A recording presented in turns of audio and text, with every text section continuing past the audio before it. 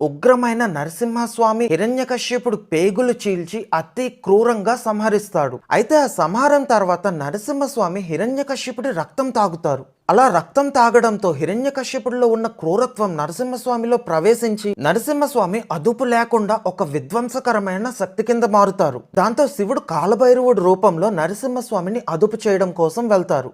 కానీ నరసింహస్వామి కాలభైరవుడితోనే యుద్ధం చేస్తారు. దాంతో కాలభైరవుడి నుంచి శరభేశ్వరుడు బయటకు వస్తారు. నరసింహస్వామి నుంచి గండభేరుండు బయటకు వస్తారు. 2 తలలు కలిగిన పక్షి రూపంలో ఈ శరభేశ్వరుడు పైన దాడి చేస్తారు.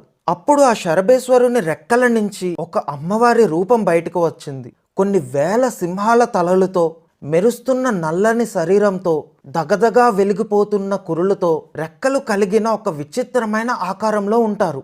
ఈ అమ్మవారే ప్రత్యంగిరాదేవి. అలా అవతరించిన ప్రత్యంగిరాదేవి గండభేరుండుని అదుపు చేసి శాంతపరుస్తుంది.